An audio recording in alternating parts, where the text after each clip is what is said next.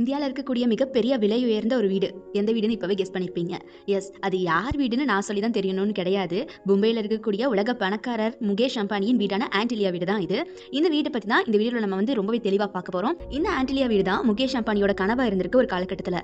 அவரோட இந்த கனவு இல்லத்தை பத்தி தான் எல்லாருமே பேசணும் அப்படிங்கிறதுல ரொம்பவே கான்ஃபிடென்ட்டா தெளிவா இருந்திருக்காரு அந்த காலகட்டத்துல. இதனால ஆன்டிலியாவை கட்டுறதுக்கு ஆஸ்திரேலியாவை சேர்ந்த மிகப்பெரிய கன்ஸ்ட்ரக்ஷன் நிறுவனத்தை வச்சு கட்டுமான பணிகளை நடத்த ஆரம்பிக்கிறாரு. இந்த பங்களாவை கட்டுறதுக்கு எவ்வளவு செலவாச்சு அப்படின்னு சொன்னா உங்களுக்கு தலையே சுத்திடும். சுமார் 15,000 கோடி. முகேஷ் அம்பானி சம்பாதிச்ச பணத்துல மிகப்பெரிய சேமிப்பை இந்த வீடை கட்டுறதுக்கு தான் ஒதுக்கி இருக்காரு. இந்த 27 மாடிகள் கொண்ட பங்களாவை கட்டுறதுக்கு பாத்தீங்கன்னா முகேஷ் அம்பானிக்கு ஒரு வலிமையான மற்றும் ஒரு பெரிய இடம் தேவைப்பட்டுச்சு, அவ்வளவுதான். அதுக்கேற்ற மாதிரி அவருக்கு மும்பையில் இருக்கக்கூடிய முக்கியமான பகுதியில் ஒரு பெரிய நிலமே கிடைச்சது. அந்த நிலம் மும்பையில் இருக்கக்கூடிய ஆல்டா மவுண்ட் ரோட், கம்பிலா ஹில் அப்படிங்கிற பகுதியில் இருக்கு. இந்த நிலத்தை பாத்தீங்கன்னா இதுக்கு முன்னாடி கரீம்பாய் இப்ராஹிம் கோஜாய் 18 கனா தொண்டு நிறுவன அறக்கட்டளை வச்சிருந்தாங்க. சோ இந்த 1.120 ஏக்கர் நிலத்தை ஜூலை மாதம் 2022ஆம் ஆண்டு ஆன்டிலியா கமர்ஷியல் பிரைவேட் லிமிடெட் கிட்ட பாத்தீங்கன்னா 21 கோடிக்கு வித்திருக்காங்க. இந்த இடத்துல ஆன்டிலியாக்கான கட்டுமான பணிகள் பாத்தீங்கன்னா 2006ல ஆஸ்திரேலியாவை சேர்ந்த லைண்டன் ஏஷியாங்கிற நிறுவனத்தால தொடங்க ஆரம்பிச்சிருக்கு. 2006ல பாத்தீங்கன்னா இந்த வீட்டோட கட்டுமான பணிகள் தொடங்க ஆரம்பிச்சிருக்கு. 2010ல முகேஷ் அம்பானி இந்த வீட்டோட கட்டுமான பணிகள் முடிக்கணும் அப்படின்னு சொல்லிட்டு கரெக்டா அந்த நேரத்துல அந்த ஆண்டிலேயே சரியா முடிக்கவும் வச்சிருக்காரு. என்னதான் 2010ல வீடு ரெடி ஆனாலும் கூட உடனே அம்பானி ஃபேமிலி இந்த வீட்டுக்கு ஷிஃப்ட் ஆகல அப்படிங்கிறது தான் பாத்தீங்கன்னா இந்த இடத்துல பேசு பொருளா இருந்திருக்கு.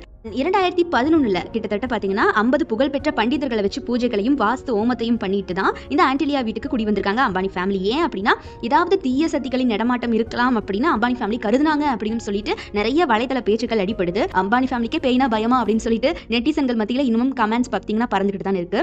இந்த வீட்டோட முக்கியமான அம்சங்கள் என்னென்ன அப்படின்னு பாத்தீங்கன்னா இந்த வீட்டுல 3 ஹெலிபேட், வீட்டை சுத்தி கோயில்கள், 50 பேர் ஒன்னா உட்காந்து படம் பார்க்குற அளவுக்கு சினிமா தியேட்டர், 2 ஹாஸ்பிட்டல், 168 சொகுசு கார்கள் மற்றும் அதை நிறுத்த தேவையான பார்க்கிங் வசதிகள், 6வது மற்றும் 7வது மாடியில கார் சர்வீஸ் ஸ்டேஷன், கனவுல கூட நினைச்சு பார்க்க முடியாத அளவுக்கு உள்ள பாத்தீங்கன்னா சகல வசதிகள் இருக்கு.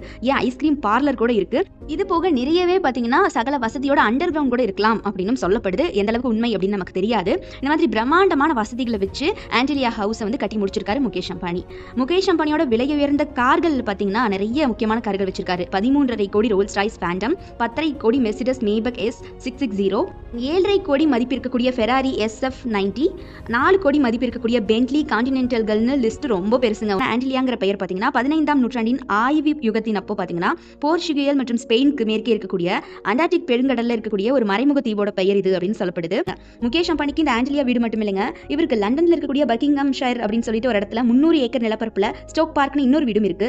லாக்டவுன் டைம்ல அம்பானி ஃபேமிலிக்கு ரொம்ப போர் அடிச்சது அப்படிங்கிறதுனால அவரோட சொந்த பிரைவேட் ஜெட் எடுத்துக்கிட்டு போயிங் பிசினஸ் ஜெட்ல, அதாவது நான் சொல்றது பாத்தீங்கன்னா பிரைவேட் ஜெட்னா சாதாரண ஜெட் இல்ல, போயிங் பிசினஸ் ஜெட் 2 அப்படிங்கிற ஒரு ஜெட்டை எடுத்துக்கிட்டு லண்டன்ல இருக்கக்கூடிய அவரோட இன்னொரு வீட்டுக்கு போய் தங்கினாங்க குடும்பத்தோட அப்படின்னு சொல்லப்படுது.